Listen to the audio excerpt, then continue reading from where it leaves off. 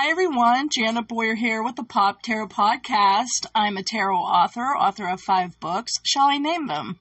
What do you think? Yeah, go ahead. All right. Back in Time Tarot, Tarot in Reverse, Naked Tarot, the companion book to the Coffee Tarot, the companion book to the Snowland deck. And speaking of, this is my husband Ron. He's the illustrator for the Coffee Tarot and the Snowland deck. Say hi, Mr. Ron. Hello, Mr. Ron. No. And we have our son Noah, who is the tarot bag tailor of Shea Boyer on Etsy. He sews our custom tarot bags with liners and vintage buttons. Say hi, Noah. Hello. You know, that almost sounds like a Jack the Ripper, you know, like sinister figure, the tarot bag tailor of Shea Boyer. Doesn't it?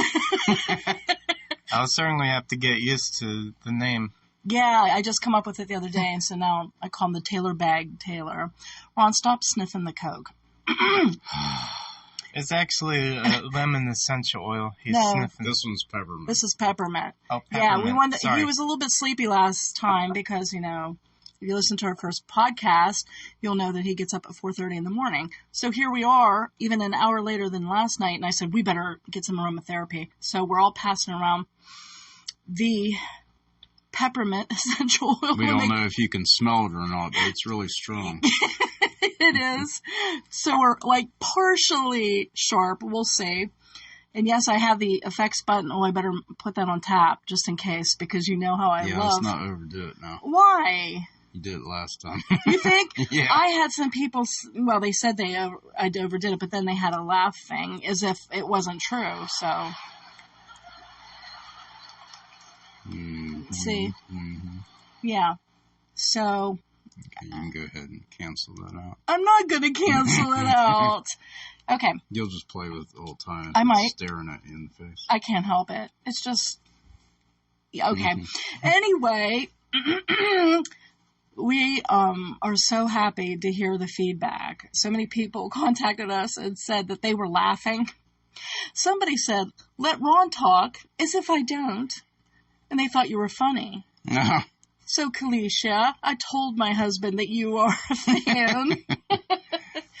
I wasn't really trying to talk over you. I hope I didn't. It's just us trying to rescue you. You were being the ace of pillows, and I was like, oh my God, he's sinking. He's sinking. And someone, I'm sorry, I can't remember the name on YouTube. I have my hands in so many different things. Like, some people know me for my tarot work. Other people know me for my junk journaling work. Other people know me from jewelry. And so, like, if they go into that one of those realms sometimes, they don't realize I do other things. I'm like, whoa, you know? Mm-hmm. And somebody on YouTube said that they had no idea, you know, that we were such a creative family and we were doing other things. And she said, I have no idea how tarot works. Quite frankly, neither do we. Well, there's theories about it. I don't want to get too much into this because, after all, this is Pop Culture Tarot. Oh, in case you want to know what the topic is today, guys, tell them. It's all the songs, or some of the songs. All the songs, my God. Not all the songs. Some of the songs on the police. Yes, we are going to do songs by the police. And by the way, that was Noah. So if there's too many sound effects, don't be blaming me. It could be him because he's within finger range, right? I figured it'd be fitting effect for this. Yes. It's such a huge deal. For us it is, because the Police is one of our favorite bands. So we are going to be spinning some police songs through the tarot and doing associations. But to get back real quickly, how tarot works. Well, you know what? It depends on how and why you use tarot. It is such a versatile deck of 78 cards filled with images that describe all of human emotion and personality and situations. So some people, what it's most known for is like the whole fortune tellery thing, like, oh, when will I meet my soulmate? What will he look like? And stuff like that. I've never been that type of person. And also prediction. And is it true that tarot cards can sometimes predict the future? Yes.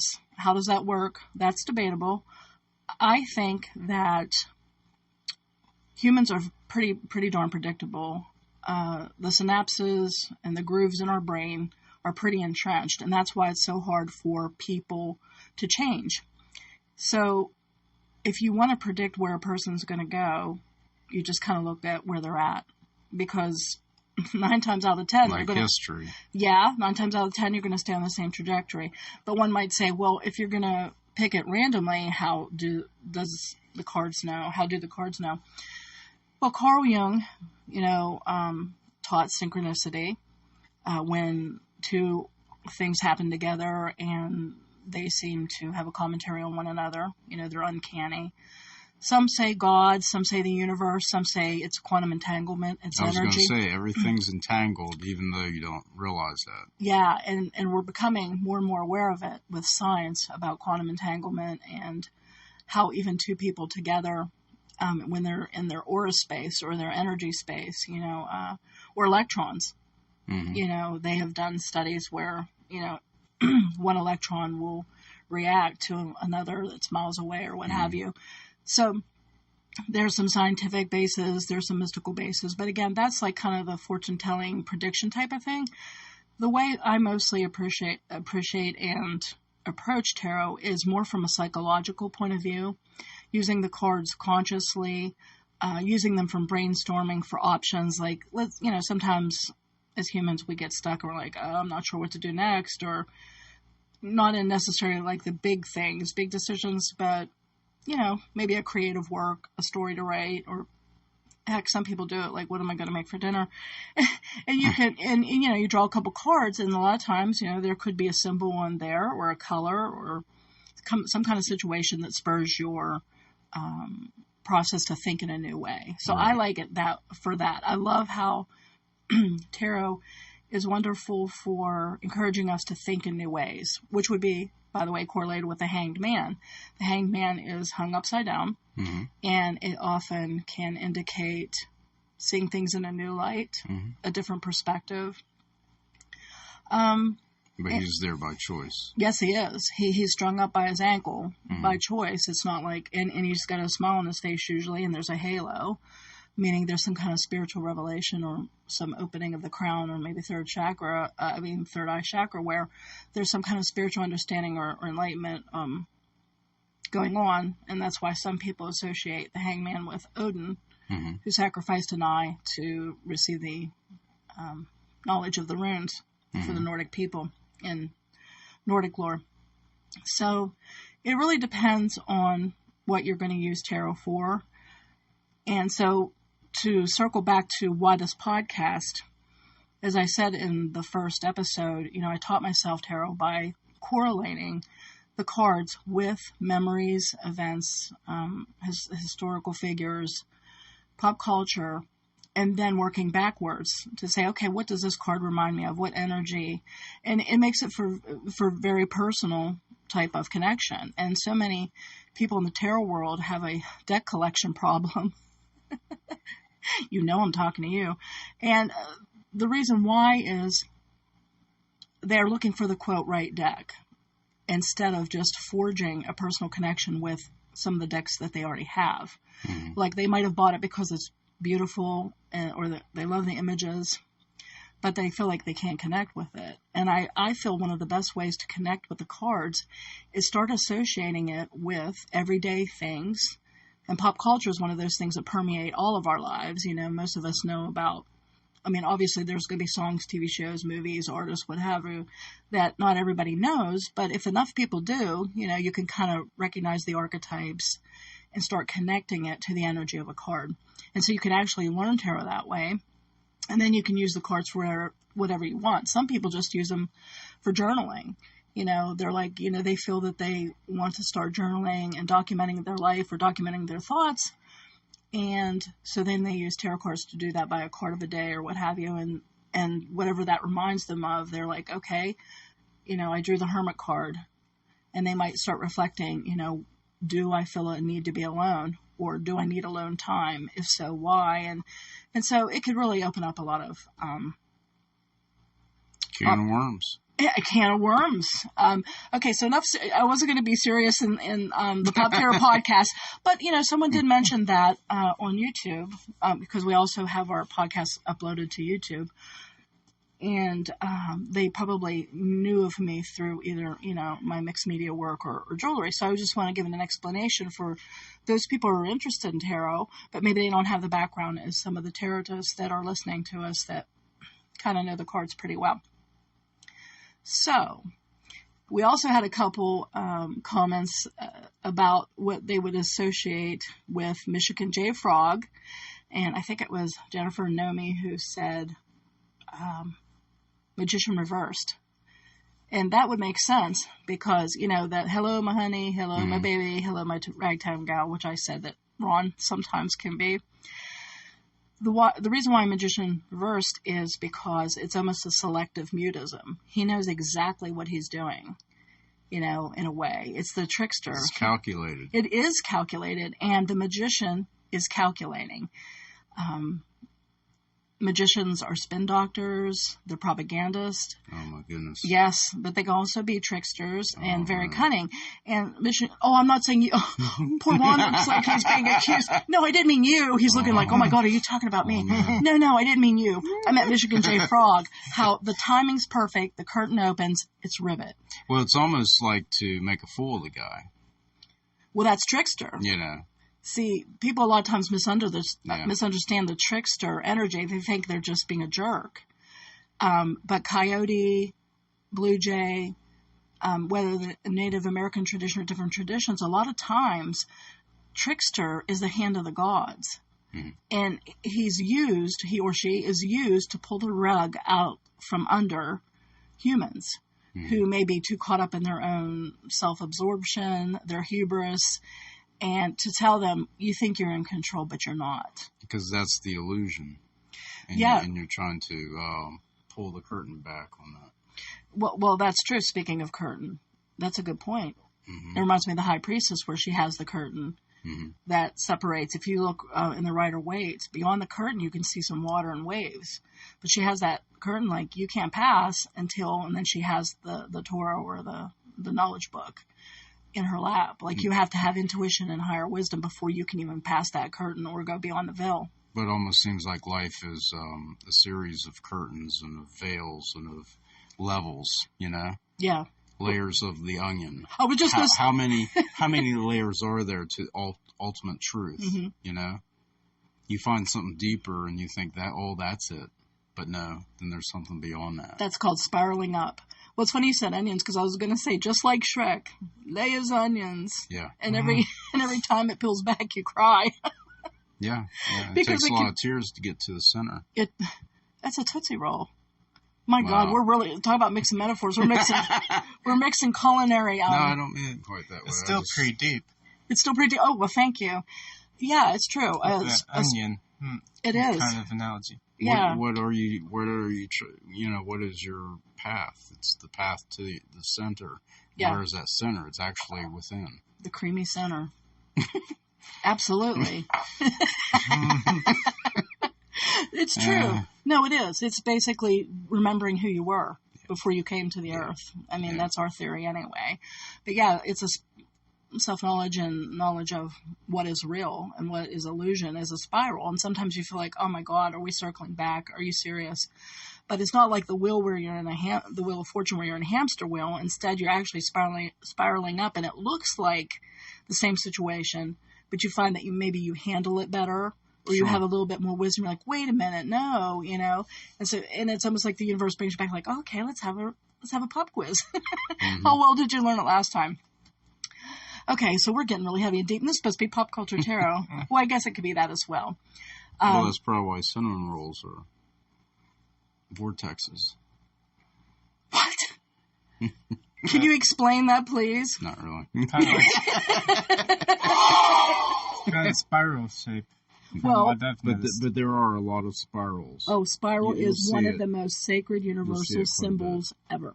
Mm-hmm. And if you watch Skinwalker Ranch, it's vortexes and maybe portals. Oh, yeah. I mean, we encountered that kind of thing, Uh-oh. Personal story. We'll talk about later. That's a little heavy. Yeah. We went to, just briefly, to Sedona, Arizona and did a vortex tour last January to celebrate our 25th anniversary. And we actually had vortex experiences before we even got to Sedona.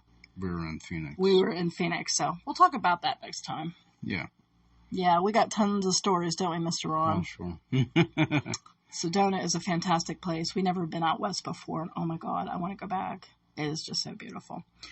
So anyway, Jennifer and some others also said that they felt the card that most describes our new podcast is 3 of Cups. Isn't that adorable? Mm-hmm. And that's true. We are like friends and celebratory, or maybe 3 of Coins or Pentacles, because we build things together. Yeah. Our Etsy shop. Oh my goodness.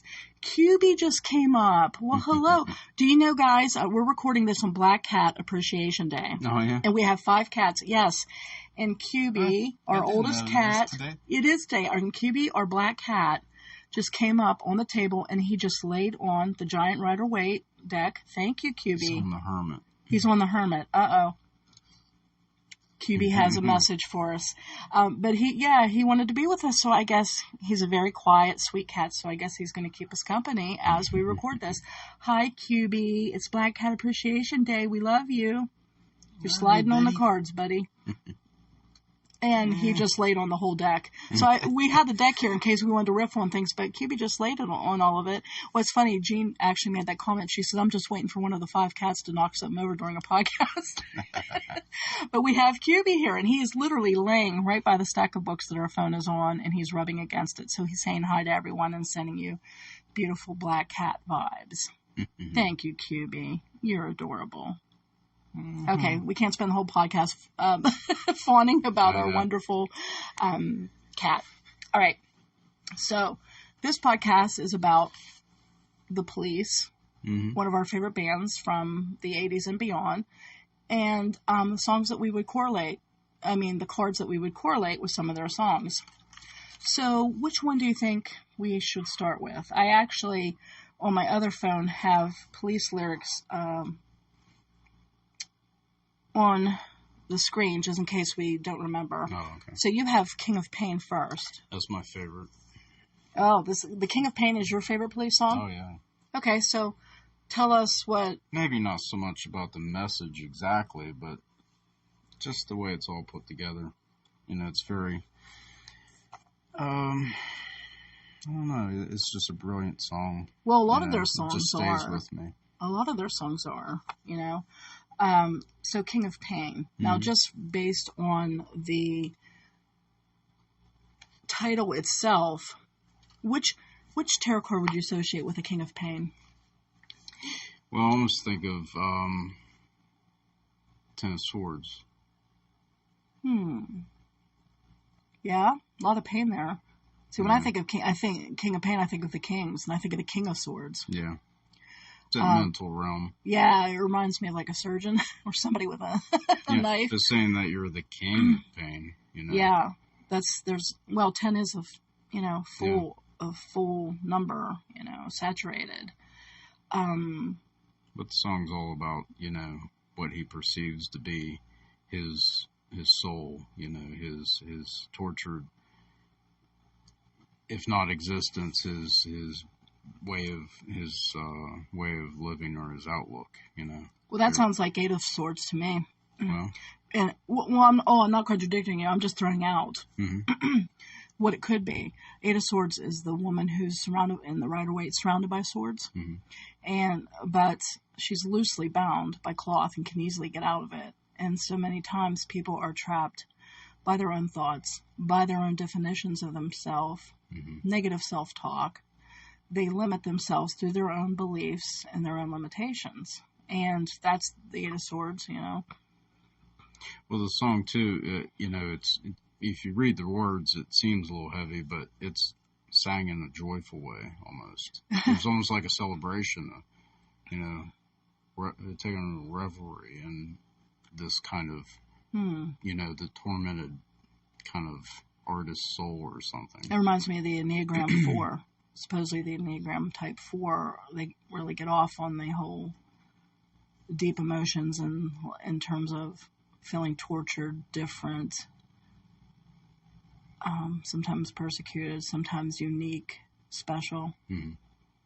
Well, You know, and I don't feel that way myself so much. Oh, no, well, sometimes you can like a song and, the lyrics totally don't match your personality or how you feel. But there's something about it and you're like, oh my God, that's a good song. But the lyrics are like, holy crap. I very much like a story, a movie, or something along that line that seems to be something and it ends up being something else. Well, I like contradictions. The contradiction and paradox. That's always a neat package in an art form. Yeah. Because it causes some cognitive dissonance. Right. There is no cardboard aspect to it where it's just two-dimensional. There's like, wait a minute. And that's how life is. Yeah, it is. But the best art's like that as well, Yeah, and I think it takes skill to do that. It does. That's probably what separates like an artist as a capital A as opposed to a small A artist. Someone who's very singular and really changes the culture. Mm. Wouldn't you say? Subtlety and nuance. And you said nuance last well, that I think that's one of your theme. favorite words, quite frankly. It seems to be, I like things that are kind of multi-layered and they're not always what they seem, Yeah. Face value. That's why you love me, isn't it? Yeah. Tell the truth, Ron. Is that why you fell for this delicious woman? What are your thoughts about the King of Pain, Noah? Noah's like a happy soul. I don't think he's a fan of like negative lyrics. Or am I wrong? Well, I don't know anyone who does really in general, but in terms of like deep lyrics from there, I can appreciate the creativity involved with like taking something so deep and just like you said, make it like seems happy. Mm-hmm. From there, I usually don't pay attention to the lyrics, to be honest. Oh, you're more about the music. That's what I used to tell my mom, fundamentalist Christian, when I was listening to heavy metal and stuff. I don't listen to the lyrics. I'm just listening to the music, which was true. No, well, you heard the lyrics. Well, I heard them, but I didn't care about them. But like I like that one song from Accept Balls to the Wall and things like that. And yeah, and if she would have really listened close, she probably would have shit a brick. But I wasn't doing it for the lyrics. I mean, some people, like an Enneagram 4 type, they would be into the lyrics. And, me, I was just listening for the music. Yeah, some people are listening deeply to the lyrics. They're looking for that hidden message. Or it touches them or what have you. Where some, with the heavy metal that I listened to in the 80s, I was just in it for the music. Mm-hmm. I loved Rush because of the music, but then as I grew older, then I appreciated the lyricism of Neil Peart, who wrote most of the lyrics, and it was just delicious. But that's Rush. We'll do Rush another time. Okay, Invisible Sun. I don't think we had Invisible Sun written down. That's another one we like. That's not quite as known as some of the other ones. Do you like Invisible Sun, Ron? Oh, yeah. I mean, I like so many of them. I would say I probably like a good 80 or 90% of what they've ever done. Yeah, the only songs by the Police that I don't care for are some of their early stuff when they were getting into like experimental punk and reggae. Or maybe that's how they started, actually. I love the reggae element. Well, not the reggaes and... They started out a little punk. Yeah, the punk stuff. That's like crazy lyrics, rough. Yeah, surprisingly. Yeah, when you start investigating, you're like, holy crap, is that really the Police? And you would know that it is because you recognize Sting's voice. But yeah. So the sun, of course, somebody would think on the surface, let's pick the sun. But let's look at some of the lyrics. Invisible Sun, that's a cool song. I don't want to spend the rest of my life looking in the barrel of an amylite, whatever is that in. I don't want to spend the rest of my days keeping out of trouble like the soldiers say. Don't want to spend my time in hell. Looking at the walls of a prison cell, I don't ever want to play the part of a statistic on a government chart. There has to be an invisible sun. It gives its heat to everyone. Gives us hope when the whole day's done. It's dark all day, glows all night. Factory smoke and acetylene light. Face the day with my head caved in. Looking like something the cat brought in. Talks about, makes it sound like, didn't Sting grow up in rough and tumble, blue collar? Yeah, and then I think he became a teacher for a short time or something. And, oh, really? And he didn't want that kind of life. He wanted to do the art. He wanted to, be free, and so he did. He broke free from that, and I think that's a song about that. Well, then I think The Sun is perfect. It reminds me of how we talked about yesterday, The Sun in the Snowland deck, about being on stage and being up front and performing and shining your light, and sometimes breaking free and seeing hope. The sun, a lot of times people call the star the hope card, or the nine of cups, but the sun for many people can be a card of hope and energy too. Mm-hmm. Yeah, he's talking about not wanting to be a cog in the machine. Basically. Good. I think there's a story behind those lyrics of the song. I think it was, he heard about, prisoners of the Irish Rebellion, in which they were imprisoned by the Irish government, and he wrote lyrics that's based off of, the tragedies that the rebellion had to go through. And imprisonment, and through being freedom fighters against the forces that were kind of beating down on the people of Ireland. Wow, see? We told you in yesterday's episode that Noah's the historical man, and there you go, boys and girls.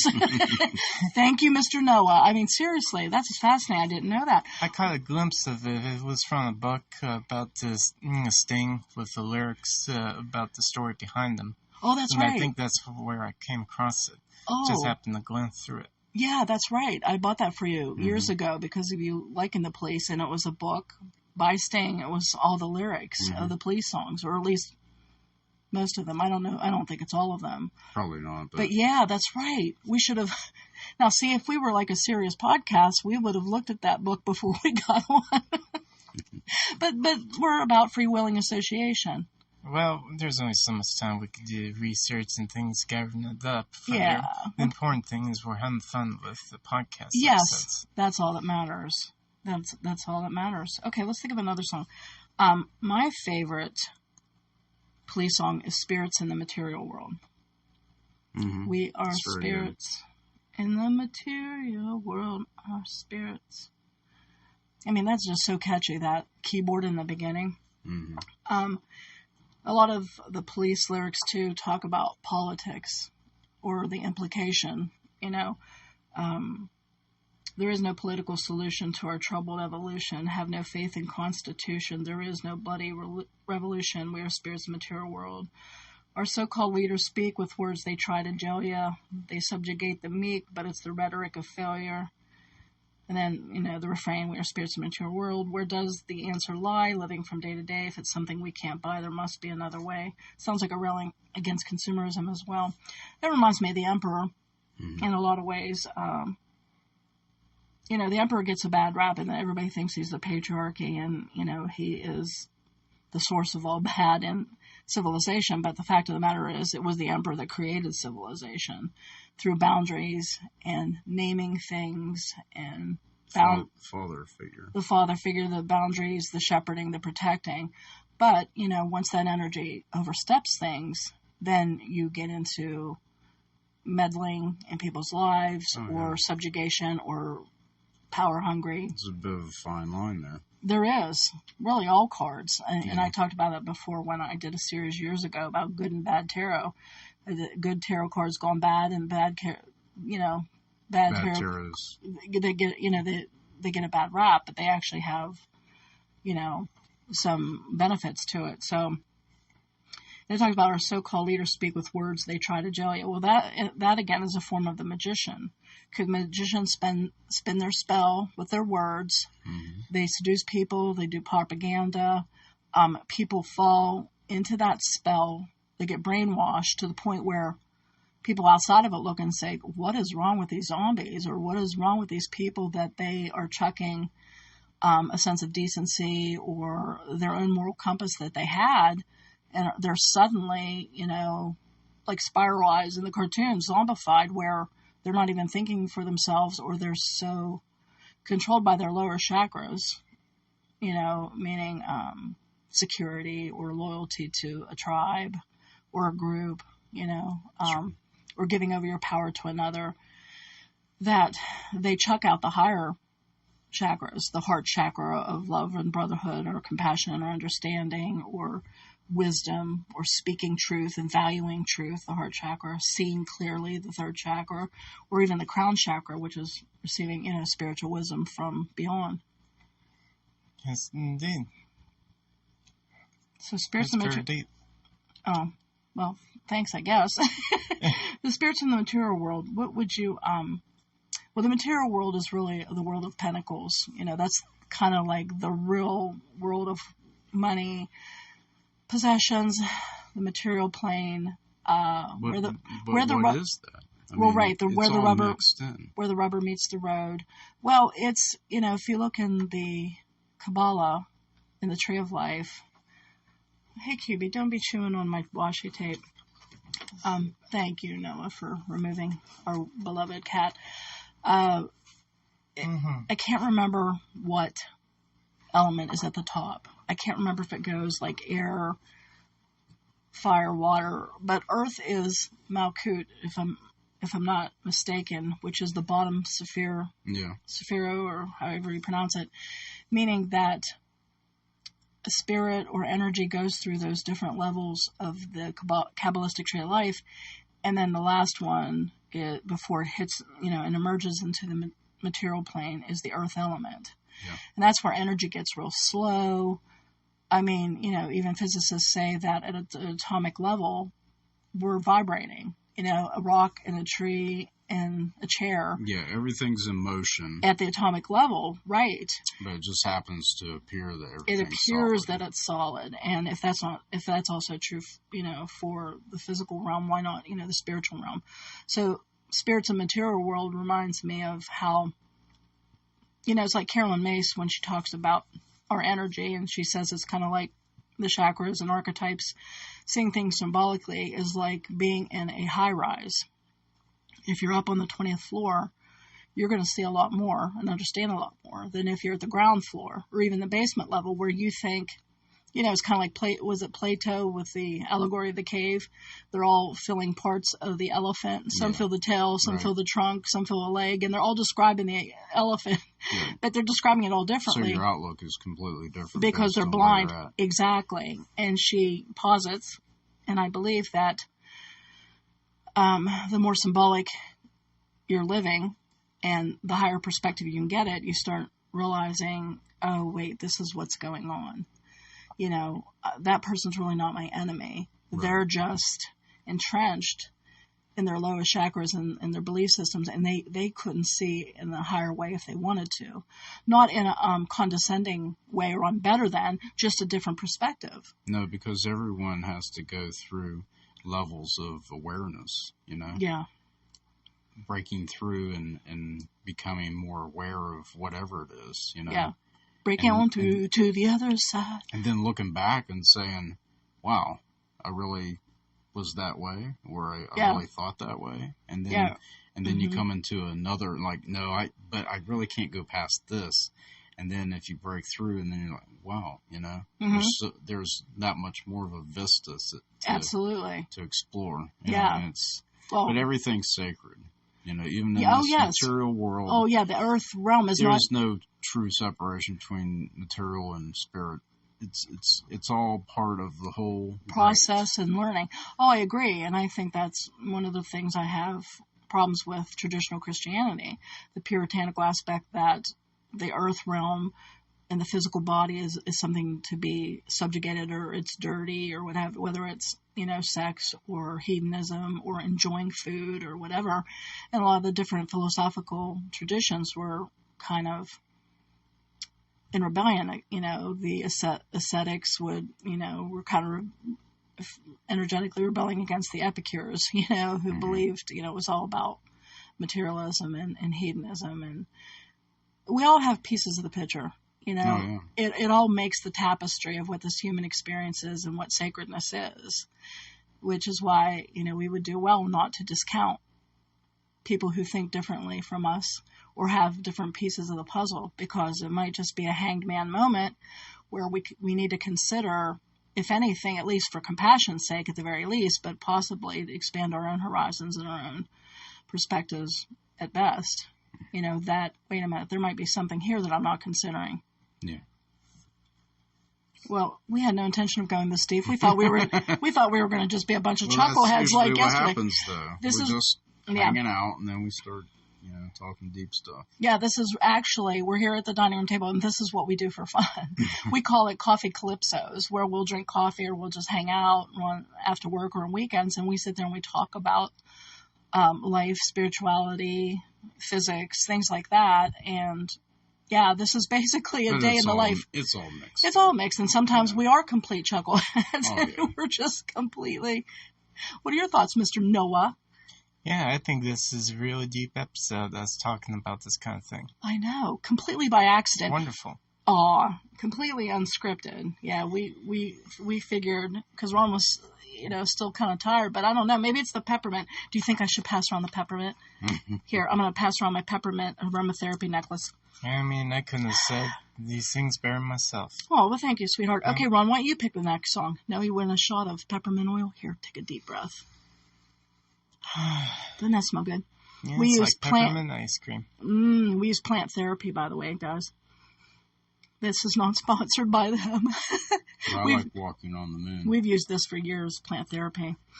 Oh, I'm sorry. I almost went into an aromatherapy episode. Okay, sorry. Go ahead. I hope my leg don't break walking on the moon. Why would a leg break on the moon when there's very little? Because you're walking or you're jumping so high. You're doing those moonwalks, those moon jumps like the astronauts did. But you wouldn't land hard enough to break your leg, would you? Well probably not, but, it's just the idea, jumping so high when you're coming down. I'm going to look and see if I can find lyrics for Walking on the Moon. I like that song, too. That's got a little bit of a reggae, dun, dun, dun, dun, it does. Dun, dun. And I like the reggae when they're in some of their more popular songs, but like their early punk reggae, it's a little chaotic. Like, what was that crazy one he did, Mother or something? He would scream and that was kind of Phil slow. Collins, I believe. No, Genesis. No, I'm not talking about Pretty Mama. Dun, dun, dun. No, I'm not talking about that Genesis song. I'm talking about it's an obscure police song. What's it called? Andy Summers did that. He wrote that. Oh, really? Yeah. Maybe that's why there's a departure. He had some weird stuff. I think that was his. He had a few weird ones. But it was like his obsession with Mother. It was a real strange one. Did he write Roxanne then? No, I think that was Sting, and I think that was influenced by his. Early on, he saw his mother with a guy or something. Was she a prostitute? No, but there was a kind of, he was confused, Yeah. And I think that just added to the whole strange mystique around. Oh, man. Sound like they all had mother issues. Maybe. Holy shit. Don't a lot of people, right? I'm looking at the lyrics to Walking on the Moon. Yeah, I hope we could walk forever. We could be together. Giant steps are what you take. Some may say I'm wishing my days away. No way, it's the price I pay. Some say tomorrow's another day. You'll stay. I may as well play. Keep it up. Keep it up. I remember that. Oh, yeah, catchy. Well, there's a lot of cards just from that. I mean, wishing my days away, some would say it's the wish card, not a cups, but a lot of people believe the Seven of Cups is kind of like wishing your day away. Like it's fantasy world, looking at what could be, and yet you're not building any ladders to your castle in the air. It's all what if. I personally like the Seven of Cups card because it reminds me of my Enneagram type 7, where we want to have options. And that's why I have my hand in so much stuff, because I can't just stick to one art form. These people that like dedicate their life to one thing, oh my God, I would be so bored to that. They're like one trick ponies, and God bless them. We need them. But I cannot do that. I have to have a variety. And so that's why I like Seven of Cups. It's like, ooh, what am I going to get into today? But that reminds me of that, wishing my days away. And it's the price I pay. Let me see if there's any more lyrics on here. Walking back from your house, walking on the moon. Feet don't hardly touch the ground. My feet don't make no sound. I mean, he's in a state of... It sounds like him being euphoria. in love. Yeah, euphoria. Yeah. Oh, that reminds me of the other police song. Which one? Did they do Lithium Sunset? He did. Or was that Sting when he was singular? I can't remember if that was him by himself or not. Isn't that lithium, supposedly you stare at lithium and something happens in your brain that gives you a sense of euphoria? Yeah, it gives you a sense of well-being. And that's why looking at a sunset is peaceful and relaxing. It's calming. It's a lithium too. It's a little bit of lithium going into your... Were any of them on drugs? I don't think so. So their euphoria was basically either nature-based or relationship, because there's a lot of relationship type thing, emotional, you know. I mean, there's a little bit of sex and rock and roll going on. I beg your pardon. Did you just say the S word? Yeah, but, you know, beyond that, I don't think they're really involved in drugs and stuff. Oh, well, I guess if you're going to have to pick between drugs and sex would be the better of the two. He always had his eyes on the bigger thing. He was always... A workaholic? Well, yeah, he worked a lot, and because he was always in that state of, like, he was always writing. You know, they were hanging out by the pool, and that's where he wrote King of Pain. He's by this idyllic scene, and he writes by himself, writing, you know, pain and misery on the page, and the rest of them are just yucking it up and relaxing in the pool, you know. And it's just kind of like he's always thinking about the next idea, developing. Well, he's an Enneagram type 3. They're the workaholics. It's always about the next achievement, the next best thing. Well, in real life, he's a successful businessman. And, threes are usually. He's quite wealthy. And oh, yeah. You know, that reminds me of an anecdote I just came across a couple months ago when Annie Lennox was being interviewed about how her and, what's her partner's name, Dave something? The Eurythmics, how they come up with Sweet Dreams, because it's, you know, sweet dreams are made of this. Who am I to disagree? I traveled the world and the 7 seas. Come on, guys. Everybody's looking for something. Some of them want to use you. Some of them want to get used by you. Some of them want to abuse you. Some of them want to be abused. Oh. But anyway, she shared a really interesting story. They were trying to break out. They had been doing touring, but they just weren't breaking to the next level. And I think they just broke up with a different band, and they were starting out together. And she was just going through that existential angst that a lot of us artists go through sometimes, like, why bother? Is it worth it? Does my art matter?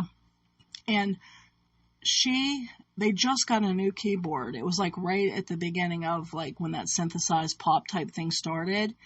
And she just started noodling. No, it wasn't her. No, it was Dave. It was the guy. And they were on the brink of just forget it, you know, no more music. And he starts playing dun dun dun dun dun, you know, the beginning parts of Sweet Dreams. And then she just starts, you know, like, wait a minute, and Sweet Dreams are made of these, who am I to disagree? In other words, they had dreams of, you know, having their music widely available, not working so daggone hard with not as much return. And so she actually channeled her angst into that just by, I think his name, like I said, Dave, I'm sorry if it's incorrect, just noodling around those first few notes. And boom, it was like written like within an hour or so, if I'm not mistaken. And yet everybody knows it now. Everybody thinks it's like a cool, you know, almost uplifting song. But here it was born in angst. Mm-hmm. Isn't that interesting? Well, a lot of art is. Yeah, it's always interesting to find out about a song. Not all, but, you know. Yeah, a song's origin or a painting's origin. And you find out and you're like, oh, holy crap. You know, I'm enjoying it, you know, get my rocks off by experiencing it. And, geez, the pain they went through. Or like Van Gogh. Didn't he just only sell one of his paintings when he was alive? Yeah, I heard something like that. Yeah, I think he only... Wow, we're already almost at the 45-minute mark. That's crazy. So, are we going to do any more songs? Or, okay. Well, geez. We just kind of went into some tangents, didn't we, Mr. Ron? That's okay. That's what it is. That's how we do it, huh? Wow. That's how it we're works. probably a long episode that we did. Yeah, shocking. Time short is fine. Yeah, it does, when you're having fun. Hey, no, by the way, what is your favorite Police song, would you say? Mine's Spirit of the Material World. Ron's King of Pain. What is your favorite Police song? I don't know. I mean, there's a lot of great songs that they've got on there. I like Message in a Bottle a lot, too. Message in a bottle. Doom, doom, doom. Just pick your top 10. No. Put it that way. No. Well, that's okay. I suppose if I can't think of one specific song, I can think of one of them. Which is that? The other day, then I watched a YouTube video of a music video. I've never seen it before myself, but it was the song called Wrap Around Your Finger. Mm-hmm. And it's kind of mesmerizing to see, like, candles strewn all over the place. They're, like, in rows and in spirals. Yeah. And it was Sting and the others were, like, dancing in slow motion or something. It was kind of enigmatic in there. Those were the golden days of the music videos, were the 80s, man. Mm-hmm. Wrapped Around Your Finger was a pretty cool atmospheric video. Yeah. Well, that's a whole can of worms, just the I'll Be Wrapped Around Your Finger, because that's been a controversial song. Some people think it's, was that the one that people thought was like a stonking song? No. No, that was, That's, Every Breath You Take, I'll Be Watching You. yeah, Every Breath You Take, yeah. As and opposed... he meant it to be, it's like a stalker. Like, oh, did he? Like, this sounds like I'm dedicated and I'm really transfixed on being there for you, but in fact, I'm watching you, I'm after you. Like a narcissistic stalker. Yeah, and it's an unhealthy thing, but a lot of people take it as a, wow, that's so romantic, So, well, look how many people are in dysfunctional relationships, and their concept of romance is to have their freedom taken away, to be watched, to be told what to do, to not be allowed to do things. That's not my idea of a good time. But just the musicality of it, I like that. Oh, yeah. It's very beautiful. Yeah, you'd be hard-pressed to come up with a Modern Police song or even Sting, and it's no good. They're all really, good earworms. Okay, final thoughts, Mr. Noah, before we wrap this up? Well, I think this was a great topic in which we're talking about. I agree. I had fun. I love having the thoughtful conversations, and I hope you guys were interested. We kind of went deep and wide there. A lot of less chuckling than the intro. In the comments, or send us a message wherever you listen to this, or on YouTube, or send us a message and tell us what you thought about the podcast. Share it far and wide if you like it. Download it and subscribe. And also let us know what your favorite police songs are. And extra credit if you associate them with tarot cards. All right, guys. Well, we'll see you next time. And I better get the sound effects button off here before I start getting crazy again. Again, this is Janet Boyer with my husband Ron Boyer and Noah Boyer, the tarot bag tailor of Shay Boyer on Etsy. And we'll see you next time. Bye-bye for now. Bye-bye. Bye.